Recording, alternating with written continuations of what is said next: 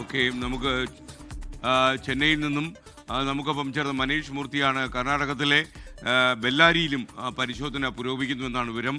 Thiruvithamkoor Devaswom board ആസ്ഥാനത്ത് ഇപ്പോൾ E D പരിശോധന നടത്തുന്നുണ്ട്. അതുപോലെ ചങ്ങനാശ്ശേരിയിലെ മുരാരി ബാബുവിൻ്റെ വീട്ടിലും പരിശോധന നടക്കുകയാണ്.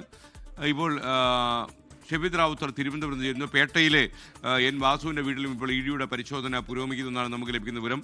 ആറന്മുളയിലെ പത്മകുമാറിൻ്റെ വീട്ടിൽ പരിശോധന നടക്കുന്നതിൻ്റെ ദൃശ്യങ്ങളാണ് ഇപ്പോൾ പ്രിയപ്പെട്ട പ്രേക്ഷകർ കാണുന്നത്.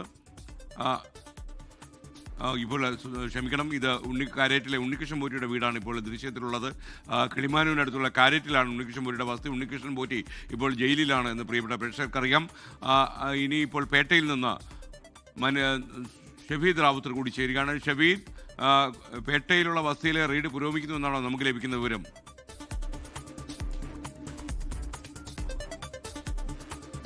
ഉറപ്പായിട്ടും അത് തന്നെയാണ്. അതായത് 2-3 സ്ഥലങ്ങളിലാണ് തിരുവനന്തപുരത്ത് ഇപ്പോൾ റെയ്ഡ് നടക്കുന്നത്. മാത്രമല്ല ഈ ബെല്ലാരിയിലെ റൊദ്ദം ജ്വല്ലറിയിലൊക്കെ ഗോവർദ്ധന ജ്വല്ലറിയിലൊക്കെ റെയ്ഡ് നടക്കുമ്പോൾ ഇ ഡി ആ ഗൗരവത്തിൽ ഈ റെയ്ഡിനെ കാണുന്നു എന്ന് വേണം മനസ്സിലാക്കാൻ. മാത്രമല്ല ഇതുമായി ബന്ധപ്പെട്ട പൂർണ്ണമായ വിവരശേഖരണം അതാണ് ഇ ഡി ലക്ഷ്യം വെക്കുന്നത്.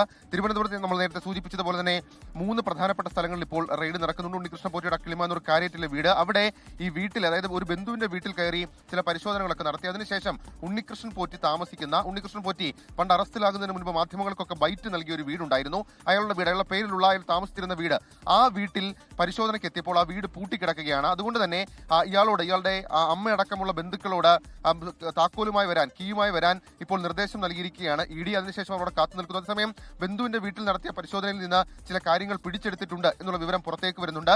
ദേവസ്വം ആസ്ഥാനത്തും ആ രീതിയിലുള്ള പരിശോധന, അതായത് 99 മുതലുള്ള രേഖകൾ ശേഖരിച്ചിട്ടുള്ള പരിശോധന അത് ഇ ഡി നടത്തുന്നുണ്ട്. അതേസമയം എൻ വാസുവിന്റെ വീട്ടിലും സമാനമായ രീതിയിൽ, എൻ വാസുവിന്റെ പേട്ടയിലെ വീട്ടിലും സമാനമായ രീതിയിൽ ഇ ഡി പരിശോധന നടത്തുകയാണ്. ഏതായാലും നിർണായകമാണ് ഇ ഡി പരിശോധന. അത് സംസ്ഥാനത്തിന് പുറത്തേക്ക് കൂടി പോകുന്നുണ്ട്. ബെല്ലാരിയിലെ റൊദ്ദം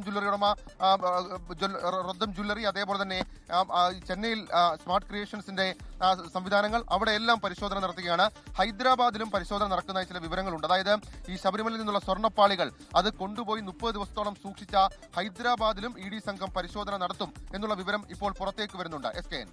ലോകത്തെവിടെയായാലും ഏത് സമയത്തും 24 വാർത്തകളും ഓഗ്മെന്റഡ് റിയാലിറ്റി പാക്കേജുകളും എക്സ്പ്ലെയിനറുകളും വിശദമായി കാണാൻ ഞങ്ങളുടെ യൂട്യൂബ് ചാനൽ നിങ്ങൾക്ക് സബ്സ്ക്രൈബ് ചെയ്യാം.